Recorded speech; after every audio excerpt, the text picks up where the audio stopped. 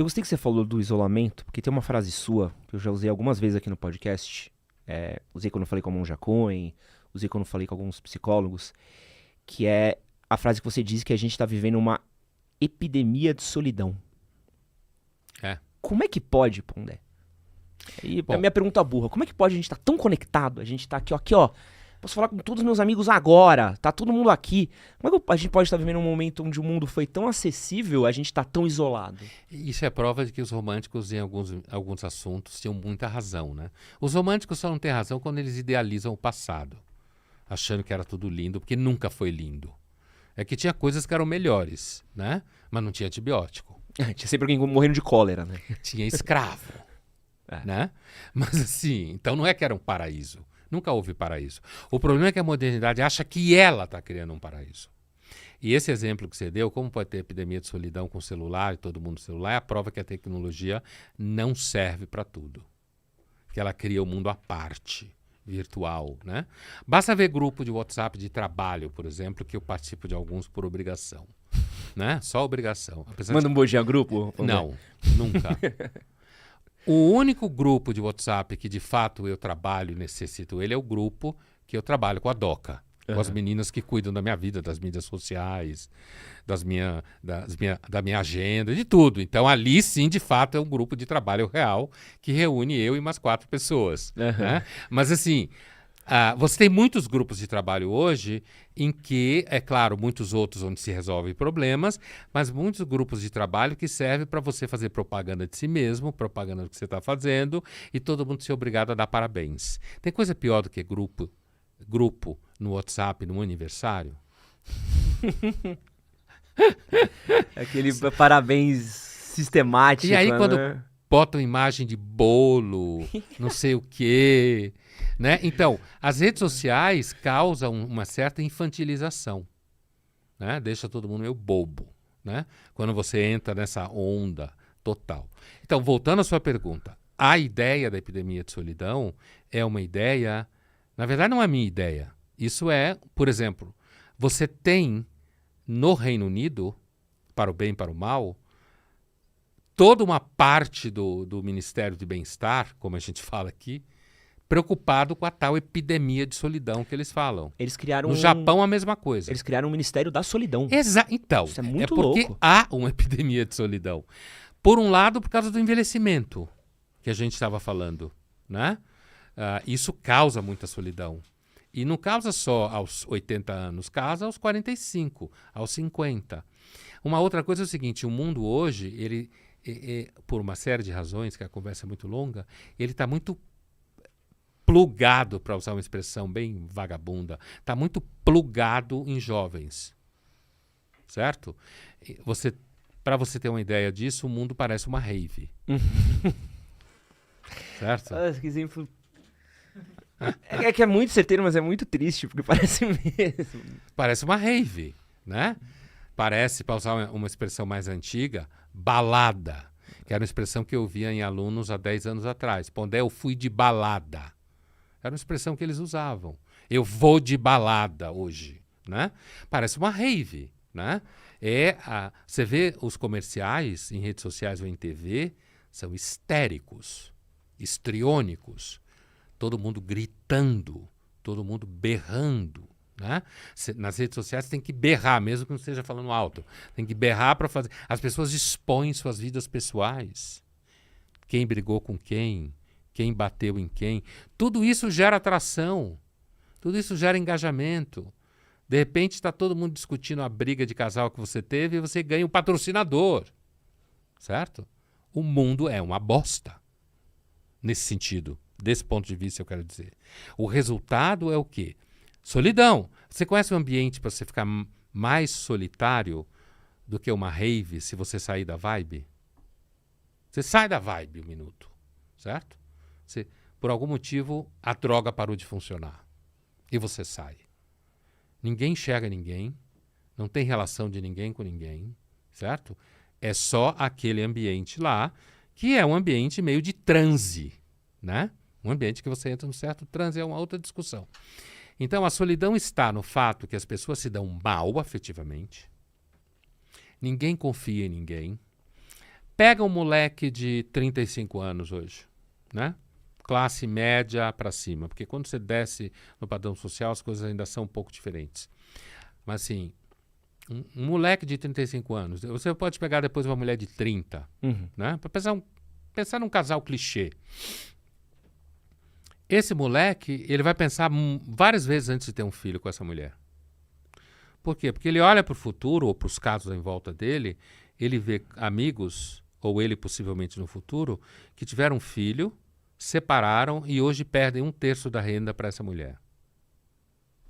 É o que acontece, certo? Ou seja, quando você tem um filho com uma mulher, você está unido a ela para o resto da sua vida. E se você tentar escapar, você é preso. Né? Agora pega do ponto de vista dela. Ela vai ter um filho com um cara.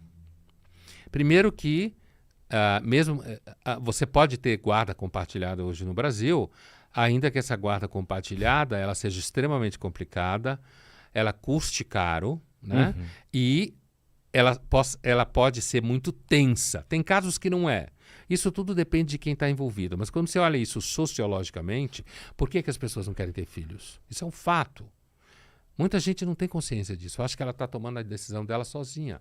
Mas essa menina, ela vai pensar, eu vou ter um filho com esse cara vai sumir, eu vou ter que processar ele, eu vou gastar dinheiro com isso. Ou esse cara pode ser um sujeito que seja extremamente irresponsável, mesmo que ele não suma. Eu vou morrer com essa criança na mão. Isso vai atrapalhar minha vida sexual, minha vida afetiva. Vida profissional. Ah, essa que eu ia falar. Essa não tenha nenhuma dúvida, né?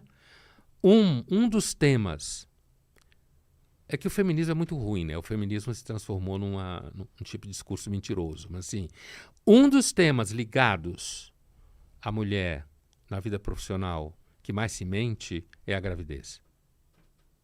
Por quê? Porque a gravidez, em muitos casos, gera uma desorganização na vida profissional da menina que não se pode falar.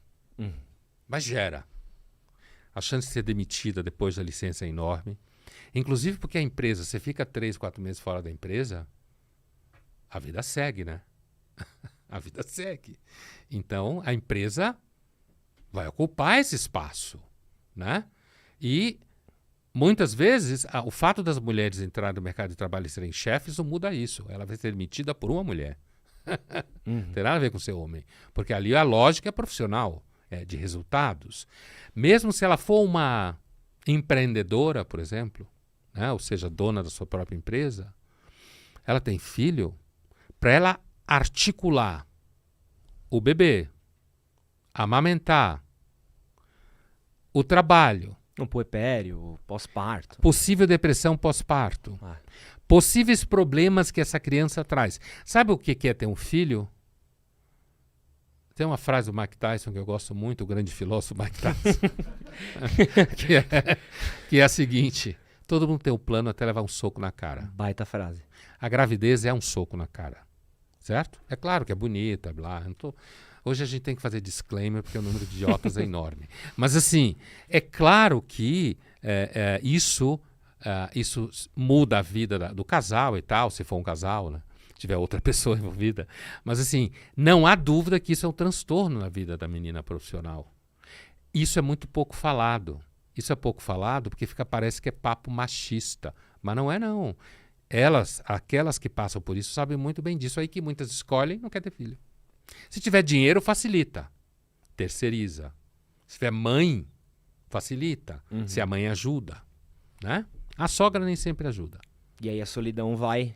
A solidão, quer dizer, o resultado é que a pessoa envelhece, tem um filho só ou não tem nenhum, né? E aí o que acontece? A solidão vai pegar lá na frente. Aí não tem mais rave, não tem balada. Você já não disputa o mercado do sexo, do amor tão facilmente. Sim, mas você estava brincando imitando o Cortella, então eu vou lhe responder com uma frase que o Cortella costuma falar. Qual dela? Que eu já vi ele falar algumas vezes, estando no mesmo eventos que ele, né? Que é a seguinte: toda vez que o mundo entra em crise, os filósofos se dão bem. Tá bonito isso. E a frase, apesar do seu caráter irônico, ela é historicamente fundamentada. Boa. É isso aí. E põe do Pablo, não tô zoando. Muito obrigado. É o que eu exato. Muito obrigado. Não, eu tô enchendo o saco, mas assim, é muito bacana ver eu nunca imaginei que o Brasil pudesse ter tantos expoentes da filosofia em voga.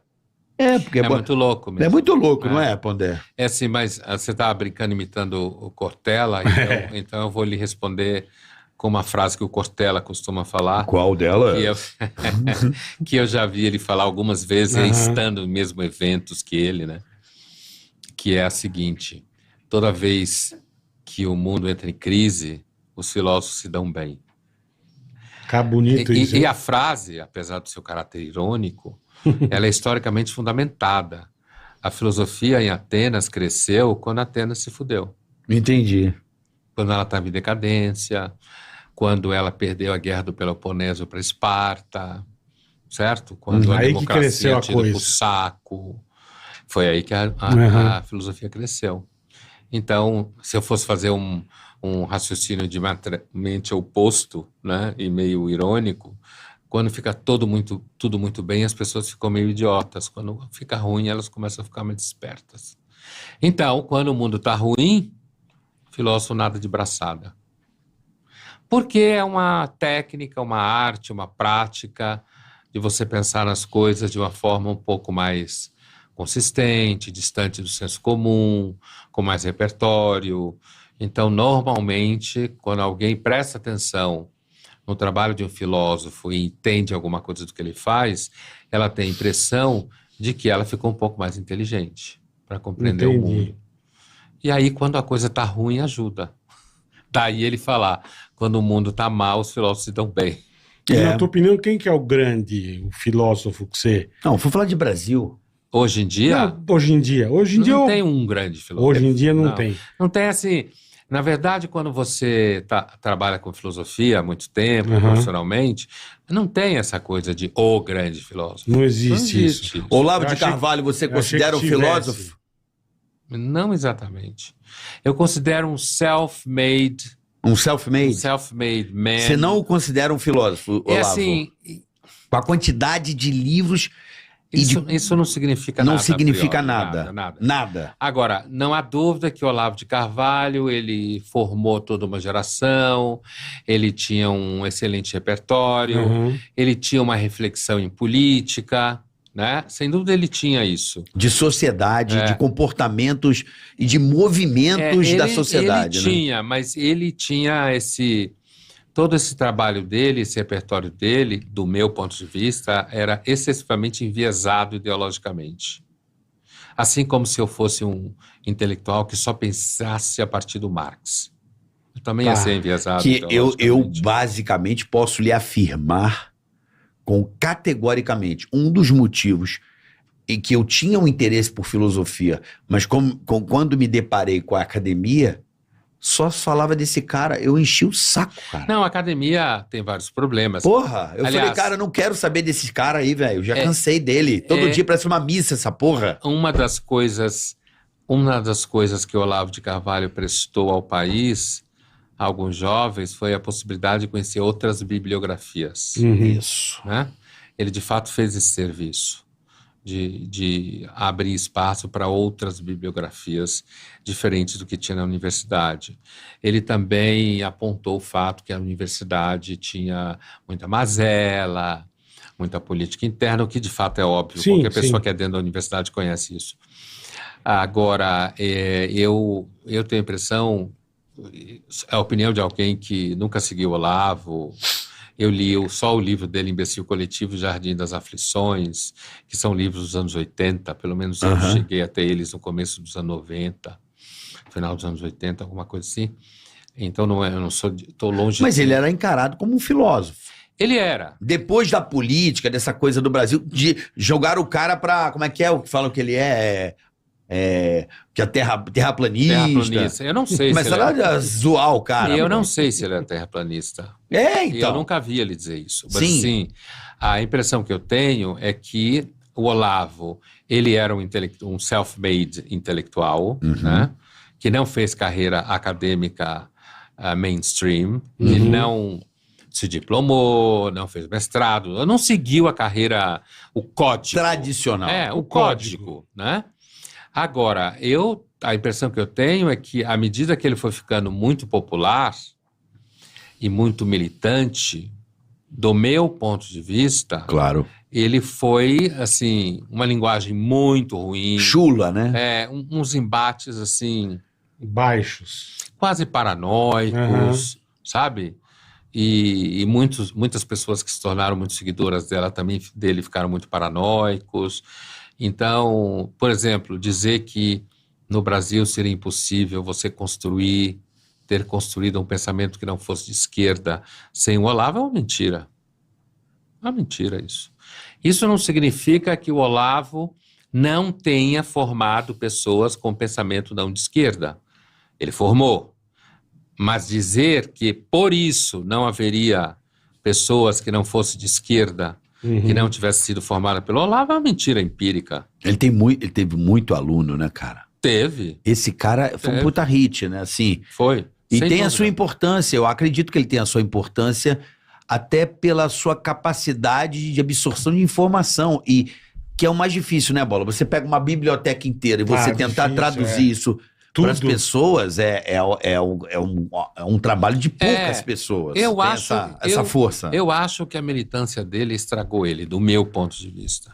Porque eu acho E eu que concordo, de certa militância forma. estraga a intelectual. Porque ele entrou muito aquela figura do ódio, né? Do tipo assim, ódio aos comunistas, ao invés de tentar compreendê-los e tentar, ao invés de xingá-los, ofendê-los e tentar mostrar e trazer pro outro lado do não. Porque né? você Pelo convencimento e não Sim, pelo sim. ataque. Ele Porque eu ficou acho que toda muito- vez que você ataca, você ele ficou estimula muito o outro bravo, lado mais, né? Veja, A crescer. Você tem intelectuais no Brasil, estou lembrando de 2 nomes aqui, entre outros. Por exemplo, o José Guilherme Melchior, né? Que era um intelectual, embaixador, Aham. né, de carreira intelectual, escreveu muitos livros importantes no Brasil, que claramente não era um intelectual de esquerda, apesar que conhecia muito bem Marx e tudo mais. E não era assim. Não ficava xingando todo mundo, mandando tomar no cu, não sei o quê, sabe? Os bosta. Não entrou nessa Seara. linguagem Nessa onda. extremamente agressiva, violenta. Quer ver outro? Um jornalista, Paulo Francis. Esse Paulo cara Francis. aí. Paulo Francis era um grande jornalista, muito acima da média de jornalista, com um repertório infinitamente maior do que a maioria dos jornalistas, que hoje, inclusive, muitos tendem a ter um repertório muito pobre, muito ideologizado, assim, uma coisa muito fraca, muito polarizada. O Paulo Francis era um monstro no ambiente do jornalismo, né? Em termos de repertório, de opiniões duras, marcantes, e não precisou Com degenerar. ironia, né? Às vezes com O ironia. Paulo Francis tinha uma ironia maravilhosa. A ironia, pra É. mim, eu acho que é a grande classe que o cara tem de poder atacar de uma forma sutil. né? E hoje a ironia é super atacada justamente pelo juridicamente correto, né? Tem juridicamente correto também? É uma expressão que eu uso. Juridicamente Não, correto. mas Que é o boa. politicamente correto que tem a benção de um É o juiz. Para juridicamente tirar seu correto. dinheiro, seu patrimônio, pôr você na cadeia, tomar seu passaporte, condenar você ao silêncio obsequioso. Boa. É isso aí. E põe do Pablo, não tô zoando. Muito tô obrigado. É o que é exato. Muito obrigado. Não, eu tô enchendo o saco, mas assim, é muito bacana ver eu nunca imaginei que o Brasil pudesse ter tanto expoente da filosofia em voga. Porque É muito louco mesmo. é muito louco, É. não é, Pondé? Olha, não achem que porque eu dei certo nessa atitude, você também vai dar certo. O conselho que eu daria é: se você achar que você tem culhão bastante para poder, quem sabe, se fuder, então tome uma decisão como essa. Agora, se você achar que porque o Pondé deu certo, desistindo de ser médico para ser filósofo, eu também vou dar. Mas o que eu ia te falar das redes sociais é que uma das demandas de perguntas muito comum para mim é: eu estou fazendo medicina, gostaria de fazer história, por exemplo, ou filosofia. Sabendo da sua história de vida, você acha que eu devo abandonar a faculdade de medicina? A pessoa está baseada na minha história de vida. né? Ou, sei lá, estou estudando engenharia e queria... Ou estou estudando direito e queria... Uma dessas profissões que todo mundo considera óbvio que pessoas de juízo seguem, né? E eu costumo responder, olha, não achem que porque eu dei certo nessa atitude, você também vai dar certo. O conselho que eu daria é, se você achar que você tem culhão bastante para poder, quem sabe, se fuder, então tome uma decisão como essa. Agora, se você achar que porque o Pondé deu certo, desistindo de ser médico para ser filósofo, eu também vou dar, esse tipo de pensamento é semelhante a ser terraplanista em termos lógicos. Uma coisa não implica na outra de forma nenhuma. O fato de eu ter feito o que fiz e ter conseguido chegar onde eu cheguei só prova uma coisa, que na infinidade de seres humanos, alguns conseguem determinadas coisas. O que não implica de forma nenhuma que isso vai fazer com que outras pessoas consigam essas coisas. O que, ao mesmo tempo, não faz com que eu, conversando com jovens, nos mais variados ambientes, se eles me perguntarem, você acha que eu devo fazer o que eu gosto ou aquilo que mais tranquilamente vai me dar dinheiro? Eu digo, olha, eu ainda acho que o mais importante é fazer o que você gosta. Mas isso não é garantia de nada. Mas fazer o que você gosta, no mundo em que trabalho é o que a gente faz quase o tempo todo, se você consegue gostar do seu trabalho, você larga na frente numa série de coisas. Mas é difícil, né? Um jovem saber de fato, né? Assim, sem ter todo o conhecimento, experiência no mercado de trabalho, ele saber o que ele gosta de fazer mesmo, né? Mas existe Difícil, né? todo um mercado de fantasias de que o jovem consegue fazer testes vocacionais. Outro dia eu li uma matéria de um especialista em educação de crianças, né, não em universidade, que a educação devia ser pautada pela vocação dos alunos. Mas que vocação que os alunos têm? Isso é um mito. Que vocação? Na minha geração, a gente fazia teste chamado psicoteste, né? E eu fiz como todo mundo fez, que era de classe média alta, e estudava em escola cara e não sei o quê. Então, assim, e a psicóloga falou para mim assim, olha, você teria sucesso seguro na área de biomédicas e de humanas. A minha família é de médicos. Pai, avô, irmã, tio, primo, meu filho, um dos meus filhos, eu tenho um filho e uma filha. Então, ela falou assim para mim, olha, evidente que meu filho não existia ainda, mas ele não escapou da maldição. A psicóloga falou assim para mim, eu acho que você devia fazer medicina. Primeiro porque é um curso muito difícil. Se você entrar, você faz qualquer coisa na vida. Certo? Segundo lugar, porque você tem uma família de médicos. Você não vai jogar isso fora como vínculos, relações, conhecimentos. O que é verdade. Ela não estava falando mentira. Nenhuma das duas coisas que ela falou era mentira. Né? E eu fui à medicina. E assim, depois de um longo processo de amadurecimento, e aí eu digo para você, conto para você uma coisa. Sabe uma coisa que eu fazia quando eu estava na faculdade de medicina e que serviu para mim como uma espécie de guia? Eu pensava no futuro, como seria meu cotidiano. Isso era uma coisa, então eu pensava assim, ó, daqui 20 anos eu vou querer estar aqui no hospital onde eu estou hoje? Eu vou querer levar as conversas que os médicos levam? Eu vou querer estar preocupado com pacientes que podem vir a morrer ou não? Eu vou querer dar plantão, que é uma coisa que médico jovem acaba sempre dando, né? Eu já dava plantão na faculdade. E a partir daí, eu fui percebendo que quando eu me projetava no futuro, não é a mim, o meu cotidiano especificamente, quando eu projetava meu cotidiano no futuro, eu pensava, não, eu gostaria de dar aula, porque eu era um moleque na escola, líder de classe, líder de centro acadêmico. Eu era o tipo do moleque popular do high school, né? Então, eu gostava de falar, eu representava a classe, eu negociava problemas com o professor. Quer dizer, então eu tinha um trânsito por falar com o público, digamos assim.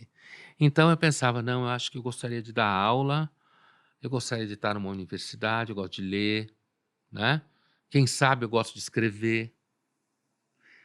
E isso serviu como uma espécie, não foi só isso, mas isso serviu como espécie de certa forma, uma luz que me ajudou a dizer assim, olha, eu não quero ficar aqui, não. Eu não quero daqui 20 anos estar com um consultório, atendendo gente e frequentando um ambiente de médico, batendo um papo com normalmente os assuntos médicos em geral. E eu acertei. Podia ter errado. Eu dei um salto mortal e caí de pé. A chance de eu arrebentar a cabeça, probabilisticamente, era muito maior. Mas o que eu ia te falar das redes sociais é que uma das demandas de perguntas muito comum para mim é: eu estou fazendo medicina, gostaria de fazer história, por exemplo, ou filosofia. Sabendo da sua história de vida, você acha que eu devo abandonar a faculdade de medicina?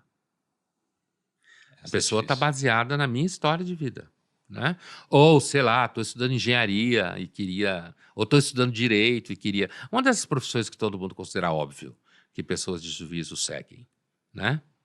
Você pegar, por exemplo, o impacto do aumento da circulação de conteúdo na política, no Brasil especificamente, antes você tinha menos conteúdo, então a propaganda era na televisão. As pessoas, o que eu acho que você chama que é mais liberdade, você tem mais interatividade, você tem mais acesso a conteúdo. Mas não há nenhuma garantia que tenha qualidade no conteúdo. Porque o que está acontecendo, inclusive, se você pegar as grandes marcas de mídia, cada vez mais tudo parece fofoca. Cada vez mais chamativo. Tem que chamar atenção hoje no clickbait. Só se discute o que o presidente da Argentina falou, porra. Entendeu? Foda-se, na verdade, né? Tudo bem. O que ele falou meio absurdo. é meio racista, mas ao mesmo tempo, de repente, você dizer que você é selvagem hoje é do caralho. Tipo, você tem energia, tem ancestralidade, a Amazônia é do caralho, eu quero ser selvagem mesmo. A Amazônia é um putativo, certo? Pro país. Mas, de repente, isso vai parar na capa de jornal, cara. Uma frase idiota de um sujeito. Isso é ethos de redes sociais. Isso muita fofoca. O efeito que isso é Guaraná? Guaraná. Gelado? Tá bom pra caralho o negócio. Você quer? Você quer? Comer uma porcaria dessa aqui. Eu acho que... Não podia ser Coca-Cola, porra? Tu tá no flow, porra. Tu não tá no inteligência limitada.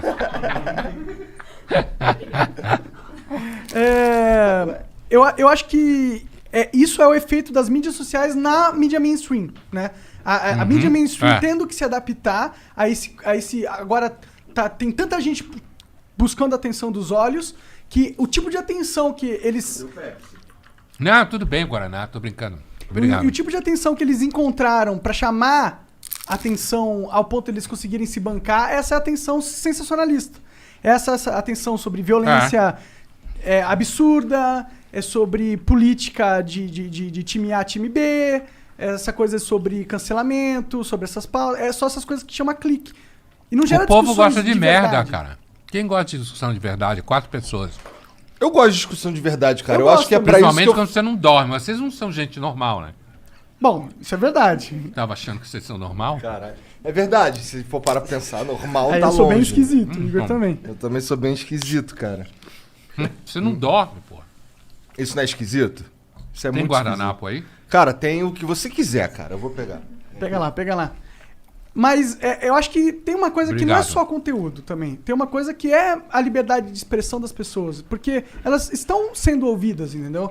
Tipo, o fato que a gente às vezes fica vendo o lado ruim disso, que é agora todo mundo tem liberdade pra falar, então tem muita merda sendo falada e tem muita merda que tá recebendo atenção, né? E virando mainstream. Mas isso meio que o lado ruim da coisa, entendeu? Porque eu acho que existe um lado bom e até um lado silencioso que acontece por debaixo dos panos, que a gente não vê, porque não é manchete sensacionalista, mas que é uma coordenação social que vai se elevando. As pessoas agora se comunicam mais rápido. Só esse fato, é um fato que não tem nada a ver com cultura necessariamente, mas tem a ver com tecnologia. Tem a ver com o quão rápido as pessoas agora se informam. E isso torna mais difícil você manipular as pessoas. Criam novas ferramentas de manipulação? Criam. Mas as velhas, elas caem em desuso. Olha, eu entendo você, veja. Eu sei o lado bom disso tudo. Eu sou, em parte, fruto desse lado bom. O meu trabalho. Não, é claro que eu me construí antes. Sim. Mas isso aqui é um exemplo. Certo? Então, estamos levando um papo cabeça aqui, num podcast, em redes sociais. Certo? Vocês têm patrocínio para fazer esse trabalho. Agora. Agora temos. Certo? Então, assim... Então, é claro que tem um lado bom. Eu entendo o que você está falando. O que eu quero dizer é que, assim, eu não acho que necessariamente a gente possa fazer uma linha que isso vai ficar ótimo. Entendeu? O que, assim, as pessoas se comunicam, elas falam, mas eu não acho que a gente possa dizer com certeza que isso vai evoluir para as pessoas se entenderem melhor, para construir ideias melhores, porque não se essa ideia de ficar que a gente constrói ideias melhores é um pouco ilusão. A humanidade sempre foi, não que não constrói, mas que isso significa que todo mundo vai se informar e vai ser legal. Ah, claro, com certeza. Isso entendeu? É utopia. Sim. Ideias aparecem, como... Veja, ideias que apareceram há 2.500 anos atrás continuam sendo algumas das melhores. Exato. 2.500 anos atrás. Mas não é isso, não é porque existe um mercado tá bom de ideias. isso? É bom? É porque o mercado de ideias ele funciona igual o mercado de negócios, entendeu? Tipo, obrigado, cara. Você é bonzinho, hein? Mesmo não dormindo. É um prazer, cara. Obrigado. Um prato é esse, se quiser fazer sujeira. As ideias que são úteis, elas continuam existindo. As ideias que não têm nenhuma atração, elas morrem. E por isso que eu acho que a gente agora está num ambiente onde muito mais existe esse mecanismo de ideias batendo uma nas outras. Ele continua religioso, né, caralho? Sim, pra caralho. Cara, um monte de ideia. Ele fala em tração e fala em boa ideia. Tem um monte de merda fazendo tração nas redes sociais. Mesmo. Caralho. Na realidade, muito mais, inclusive. Né? Sim. Não significa que não tenha boas ideias. Mas será que o que está sendo tracionado não são questões que têm que ser discutidas? Não sei. Às vezes ideias bostas, elas têm um papel que não são ser uma ideia boa mesmo. Às vezes o papel da ideia bosta é a gente ver ela e falar, isso fede, tá ligado? A gente precisa ter, até pra ter a referência do que não fede, sabe? Cara, você tá parecendo Jesus Cristo, inclusive com essa cara que você tem aí, esse papo. Daqui a pouco a gente vai falar aleluia aqui. Eu entendo o que você tá falando. Eu sou otimista, Eu sei que você é, eu já percebi. Mas tudo bem. Inclusive, uma das coisas que ajuda a gente a ser otimista é quando a vida vai andando. É. Entendeu? A gente tem uma experiência de mundo em que as coisas vão fazendo sentido. Porque o sentido é muito material, não estou falando de dinheiro só. O sentido é muito material. Aí quando a vida vai andando, você vai tendo uma resposta de expectativas. Tem um reforço positivo que você está indo pro caminho certo. Essa é uma parada que eu trouxe aqui, que é uma pergunta que tem um pouco a ver com isso, assim. E eu sinto que é parte da sociedade de sofrimento que muitos caras que eu conheço hoje em dia. Tem um cara muito famoso que chama Alan Moore. Não sei se você conhece o Alan Moore. O Alan Moore, ele é quadrinista muito famoso, Sim. Ele é autor de livros, é um inglês, é um cara muito sábio. Ah, já um cara de... Ele é quadrinista antigo, escreveu Superman, Batman. Os professores de animação da FAP falam dele. Ele é muito bom. E ele é um cara muito crítico ao mercado atual da cultura que a gente consome. Não só a cultura pop, mas uma cultura geral. E ele fala muito sobre essa cultura que a gente tem tido muito de filme de super-herói, muito essa coisa de resgate nostálgico, que ele fala que isso daí é uma reflexão da infantilização que a gente tem da população hoje em dia.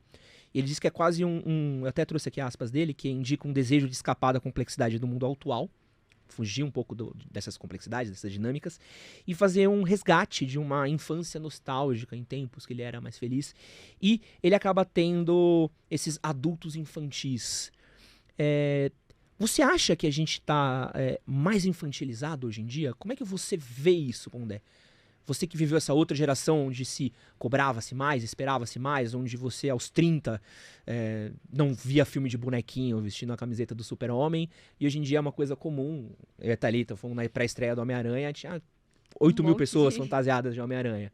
Como é que é pra você? Um Você monte sente de que a gente marmante tá- gritando, inclusive, Edson Gritei. Voltei ao resgate da minha infância nostálgica Com o Homem-Aranha. com o Homem-Aranha. Mas Aham. tenho meus motivos. Aham. Olha, eu acredito que sim. Essa coisa da infantilização que você se refere, ela é objeto de estudo constituído no mundo acadêmico. Então, você tem muita, como a gente diz, literatura especializada no assunto. Psicólogos, psicanalistas, psiquiatras, sociólogos. É um objeto de pesquisa constituído. Isso que você acabou de descrever aí. É um fato, é um sintoma, certo? Essa dificuldade de adultar, como os americanos falam, de você... E que adultar, no final do dia, adultar é basicamente você pagar suas contas. Você não tem uma psicóloga americana, que eu acompanho o trabalho dela, chamada Jean Twenge. Tem um livro dela só traduzido no Brasil. Mas a Jean Twenge, ela publicou um artigo em 2017, final de 2017, em que ela usava 4 marcadores para falar dessa infantilização, que é um objeto de pesquisa de um monte de gente. E ela usava 4 marcadores. Ela é uma psicóloga comportamental, né? Jean Twenge. E os 4 marcadores são ganhar dinheiro suficiente para se sustentar, certo? Sair de casa, da casa dos pais, eu quero dizer. Às vezes, sai da casa do pai e da mãe, mas depende deles para bancar a casa em que está morando sozinho. Né? Clássico. Então, assim, o primeiro é ganhar grana para se autossustentar autonomamente, o que muitos jovens abrem mão porque vai cair o padrão de vida. Sair de casa sendo autônomo. Às vezes sai de casa dependendo do que a grana que os pais dão. Ter relacionamentos afetivos que durem mais do que 1 ano. E planejar ter filhos. São os 4 marcadores de adultar. Louco. Certo? E nos 4 marcadores, ela analisa cerca de 48 países.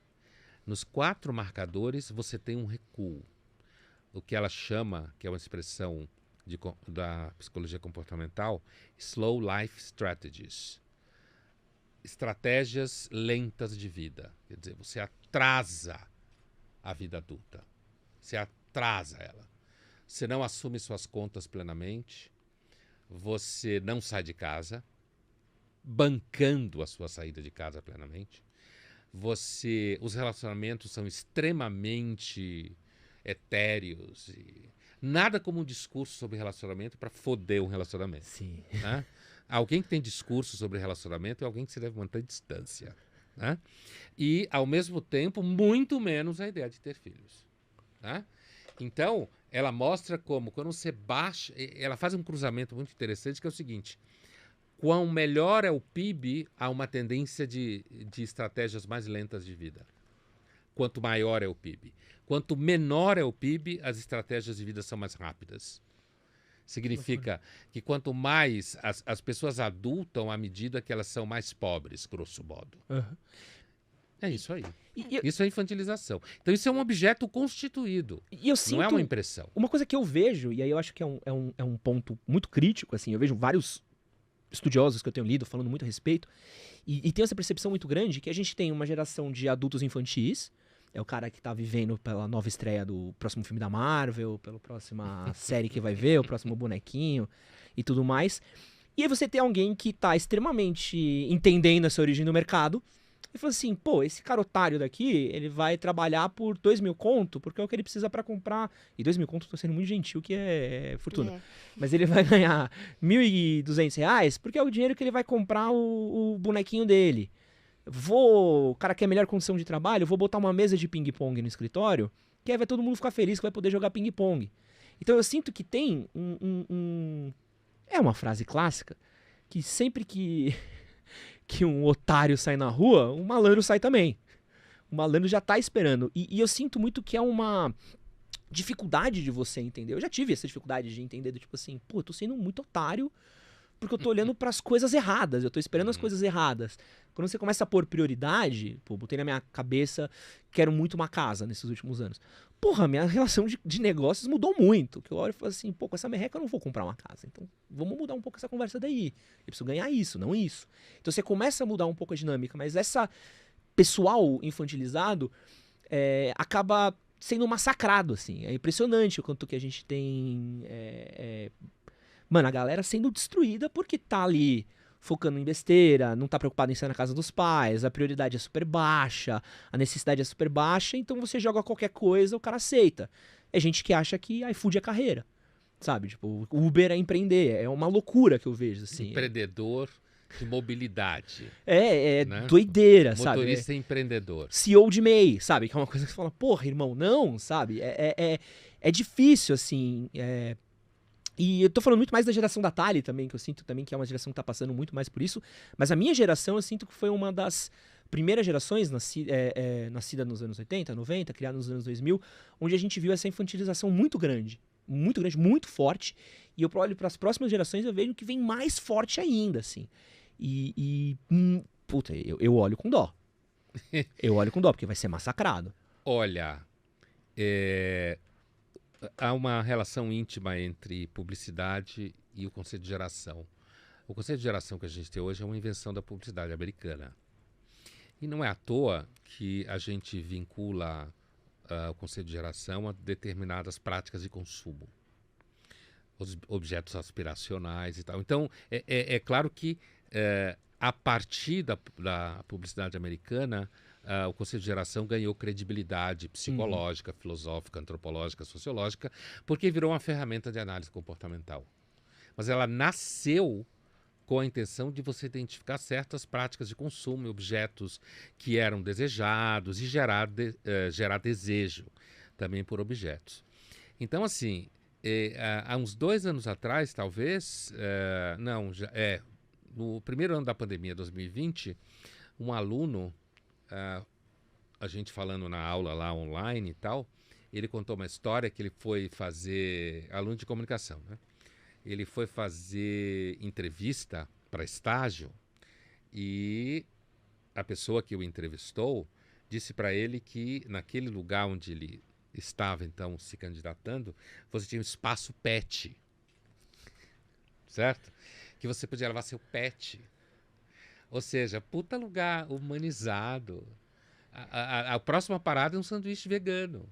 Entendeu? Isso. Então, espaço pet. Quer dizer, é um lugar que está ali empático com você. Então, essa bobagem que você falou que põe... mesa de ping-pong. Mesa de ping-pong, né?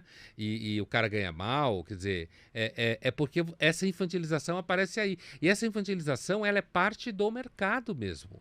Né? Porque, inclusive, o jovem, ele é mais. O jovem é o ser mais fácil de você converter a qualquer coisa. Essa ideia de que o jovem é crítico é a invenção da calça jeans, certo? O jovem é a coisa mais fácil de você convencer a qualquer coisa. Tem pouca experiência de vida, muito hormônio, pensa de forma.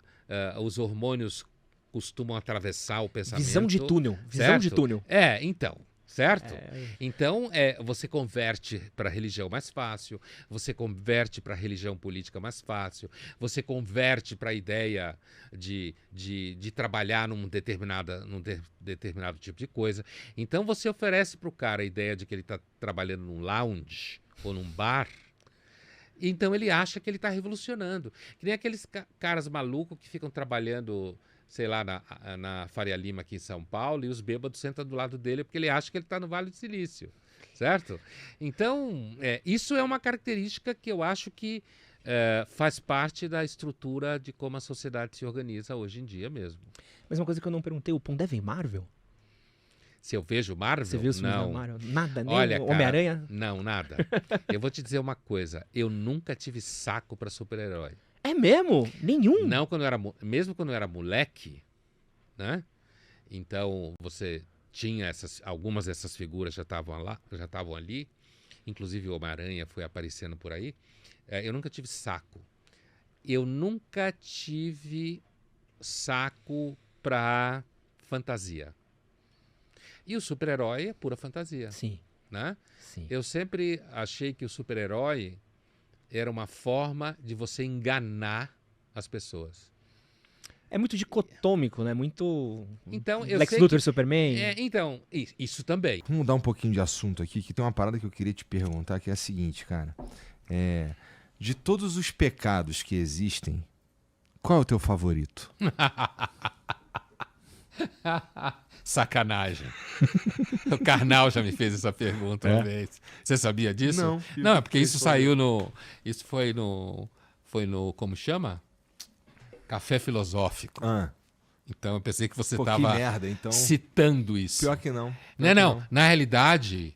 Espero que tenha mudado de opinião, então. Na realidade, não sei se mudei, mas eu vou te dizer já. Na realidade, essa pergunta foi feita fora das câmeras e a resposta virou o Café Filosófico que eu fiz. Que legal. Aquele programa específico. Muito legal. Entendeu? Porque isso era o projeto que ele tinha na cabeça. Vou anotar pra assistir, Né? pra ver se tu vai falar exatamente a mesma coisa. Eu imagino que o nome da série seja Sete Pecados Capitais, provavelmente. Tá. Eu não lembro qual era o nome da série. Mas eu lembro que ele perguntou isso para alguns amigos dele que trabalhavam com filosofia, história, essas coisas aí da cabeça, que podia gravar café filosófico, né? Então, a resposta que eu dei para ele foi luxúria. Tá. Antes de tu continuar, porque tu gosta da luxúria como um pecado praticável ou porque a luxúria é gostoso de refletir sobre? Não. Porque é um pecado praticável. Porque, na realidade, eu não tenho nenhuma vontade de refletir sobre a luxúria.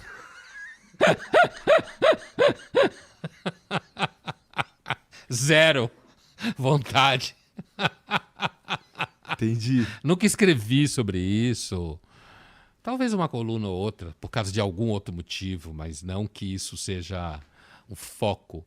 Nunca foi uma coisa que me preocupou no campo da filosofia. Entendi. Entendeu? Entendi. Porque outro dia eu tava pensando, te falei mais cedo aqui que eu tô me tornando cada vez mais crente. Isso não quer dizer que eu tô me tornando religioso, mas sim que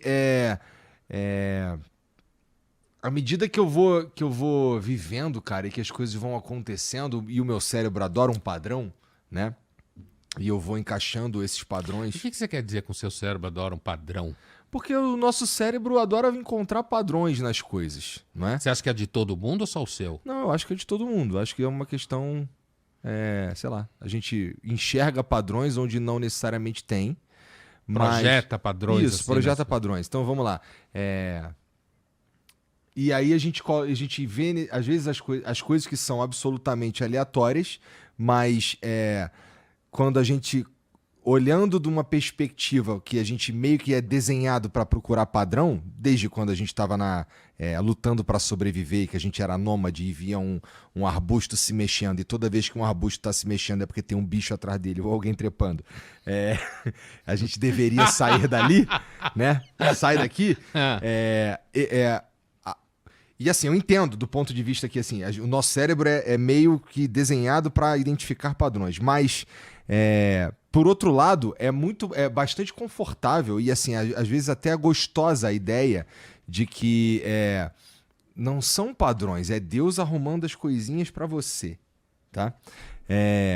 Você tá começando a achar isso, é isso? Não, não é que eu tô começando a achar isso. Isso é uma coisa interessante, porque assim, eu escuto bastante isso. Eu vejo pessoas falar sobre isso. Qualquer templo religioso que você vai, o cara vai te dar exemplos de padrões que existem e de ciclos e de coisas que acontecem em sequência dentro de uma janela específica de tempo, às vezes, e que podem te levar para um caminho, como, por exemplo, sei lá, se você...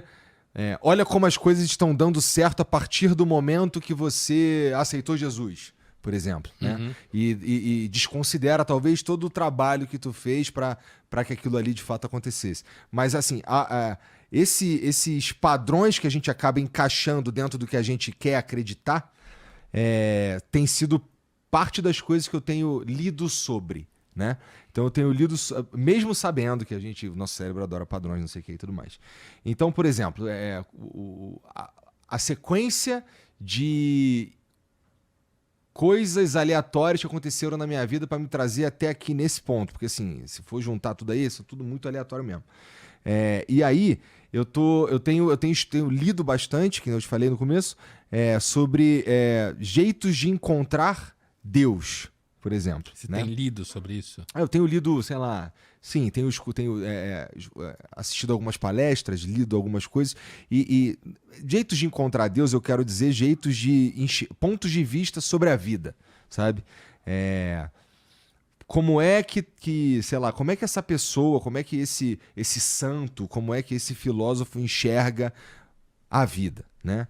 Pra eu, sei lá, ficar com mais dúvida ainda, né? Ou ver se bate com o que você pensa, busca. Nunca bate com o que eu penso ou busco, né? porque assim, sei lá, eu me sinto meio que, não é a deriva, mas é meio, assim, tem muito mais dúvida do que qualquer outra coisa na minha cabeça, assim, do ponto de vista de que porra é essa aqui, o que tá acontecendo, por que as coisas acontecem como acontecem e tudo mais, porque, cara, eu fico pensando, se você é um religioso, se você é um evangélico, por exemplo, deve ter muita paz na ideia de que, porra, tem uma vida após a morte, de que as coisas acontecem exatamente como Deus quer que aconteçam. Então tem muito mais paz nisso do que na consciência de que é tudo caos, né? Ou não? Provável. Porque quando você pensa que é tudo caos, a não ser que você seja um daqueles malucos que acha que o caos é lindo, né? Que eu acho uma viagem. O caos é assustador. Então, a menos que você seja isso, mas assim, uma pessoa que pensa que é tudo caos, normalmente ela se sente mais desamparada. Quer dizer, eu citei há pouco o Freud no texto dele, Futuro de uma Ilusão, que é um dos textos dele que eu mais gosto e revisito continuamente, que é um texto sobre religião, né? E é o texto em que a ilusão é a religião a qual ele se refere, no título, Futuro de uma Ilusão. E ele fala que a raiz da religião é o desamparo. Porque nós somos uma espécie desamparada. Imagine a criança. Né? Sentimento de desamparo, de dependência absoluta do meio em volta, principalmente da mãe, depois do pai e tal. E aí ele vai dizer que a religião é justamente a criança normal, que ela veja nos pais, se ela der sorte, seres que o amparam, se ela der sorte. Né? Mas um adulto, quando ele projeta seres imaginários, daquilo que a gente falava antes, o Freud via isso como uma forma de regressão infantil, entende? Então, como é insuportável um sentimento de desamparo, e ele é de fato, né? Então, que a religião ele dizia que era uma forma de neurose obsessiva, mas isso é outra história, que dá a você uma sensação de que tem alguém cuidando de você, que é o oposto do caos, que você se referia, né? Essa é uma das interpretações mais famosas de religião que existe na literatura especial, muito poderosa, muito forte.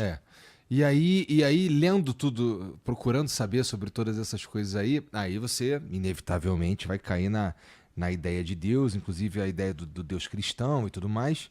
E aí, cara, eu tava outro dia refletindo sobre as virtudes, né? E essencialmente, virtudes de Deus, né? E tu não acredita em Deus, ou seres imaginários, como unicórnios. Eu sou um ateu não praticante. Tá.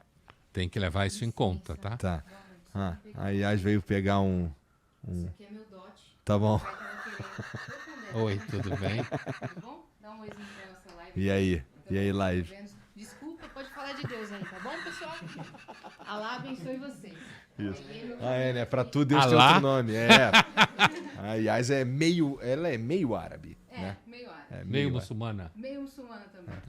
Isso, e meio não muçulmana. Isso. Fez o som, ó. Conhece o som. E aí, eu tenho uma ideia que eu tava trocando ideia com um amigo outro dia, que assim, eu sempre gostei muito da ideia de, se Deus existe então justiça, né? E aí, a ideia da justiça sempre me foi a característica mais interessante de Deus, porque Bom, algo que é justo, vai. Não existe justo pra mim. Justo é justo. Justo em si. É, justo. Mas aí, cara, aí eu comecei a entrar numa outra pira, que era, cara, imagina se Deus fosse justo. Vamos lá. Imaginando que há Deus. Imagina se Deus fosse justo comigo, ou com qualquer um. Estávamos todos muito fodidos, no fim das contas. Né? Porque a gente, em geral, só vacila, ou vacila em boa medida, né?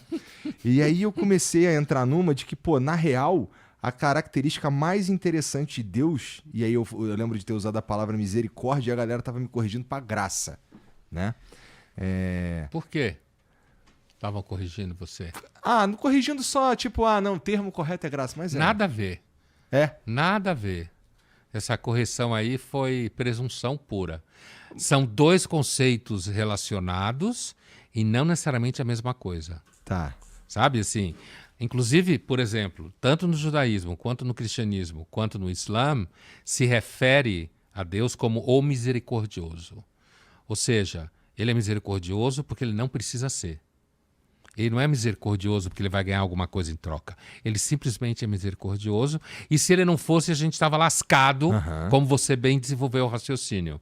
Se ele fosse só justo e não fosse misericordioso, a gente estava lascado. Essa questão, ela tem tanta alta credencial, digamos assim, que, por exemplo, no judaísmo especificamente, na famosa árvore da Cabala, tá? Que todo mundo fala por aí. Então, você tem, para falar fácil, os atributos de Deus. Está todo um debate que é um atributo, porque Deus não tem atributo, porque ele é impredicável, blá, blá, blá. Não nos interessa aqui. Mas você tem alguns atributos de Deus. E aí você tem, digamos assim, uma prateleira que é na mesma linha, um atributo que é a capacidade de julgar, ser justo, e na mesma linha oposta a capacidade dele ser piedoso ou misericordioso. Porque uma equilibra a outra. Se Deus for só misericordioso, ele não consegue organizar o mundo, o universo. Se ele for só justo, ele vai ser muito duro. Portanto, ele precisa ter capacidade de julgar justamente, supostamente ele é o mais justo de todos, e a capacidade de ser misericordioso, porque se ele for só justo, a gente está lascado, como você bem disse, certo? Graça é um outro conceito que nasce num outro ambiente, que é a forma que Deus se manifesta no mundo livremente. Então eu posso entender que a misericórdia é uma graça, mas nem toda graça é misericórdia. Vou estudar mais sobre isso. Entendeu o que eu falei? Então, quem lhe corrigiu, vacilou. De qualquer forma, me ajudou, porque eu trouxe aqui, tu me falou, não é a mesma coisa, agora eu vou estudar e aí eu vou saber melhor o que é graça e graça misericórdia. É um puta outro conceito, que é muito discutido por Santo Agostinho, que é um debate sobre a nossa capacidade ou não de agir fora da ação do pecado. Entende? De ser livre das concupiscências, dos pecados. Então a graça é uma espécie de presente, falar um termo pobre, mas é uma espécie de presente que Deus dá para quem ele quiser. Não é porque você cobrou ele. Ou mereço. Por isso que não, de jeito nenhum. Português é muito bom nesse assunto. Porque é graça, é porque é de graça. Né? Você não fez nada por merecer. Porque se você fez por merecer, não é graça, é justiça. Então é outro barato, entendeu? É outro grande conceito, mas um não anula o outro. Graça e misericórdia. Entendi. E aí, tá bom. Então aí eu tô argumentando com um amigo lá que a misericórdia era característica, mesmo que Deus seja impredicável, mas eu ainda não cheguei nesse ponto. Esse é um outro debate. O aspecto, a característica mais incrível de Deus, né? E assim, se tu acreditasse em Deus, eu suponho que tu ia nessa também, não é? Da misericórdia? O que é mais legal do que isso? A misericórdia. Eu não tenho nenhuma dúvida. Porque se não fosse a misericórdia, nada ficava de pé. Com certeza. Imaginando Deus Todo-Poderoso, dono do universo, blá, blá, blá, todo aquele, né? se não fosse misericórdia, ele já tinha acabado com esse negócio aqui há muito tempo. Há muito tempo. Né? E eu passei um tempo acreditando nesse papo da justiça com a falsa ideia. Isso é o que lá no início da conversa que eu fui ficando mais velho, mais maduro e pensando mais nas coisas. Que quem sou eu para dizer, porra, o que é justiça ou o que eu considero justiça? Especialmente porque como eu vou te julgar legal se eu não conheço a tua vida de uma forma... se eu não conheço a tua vida inteira, eu, como pessoa, não posso... tenho muita dificuldade, pelo menos, em julgar, em pegar alguma coisa, alguma relação entre nós e dizer se ela é justa ou não, porque eu não sei nem com qual lente que você usou para chegar naquela conclusão. Ainda tem essa questão aí, né? Você... nem os advogados acreditam em justiça, só acreditam na lei. Que é outra coisa, né? O objeto do direito, isso eu aprendi com advogados, o objeto do direito não é a justiça. Apesar de ser em inglês você se referir a juízes como Justice fulano, Justice cicrano, o objeto da lei o objeto do direito é a lei. Justiça é para os filósofos.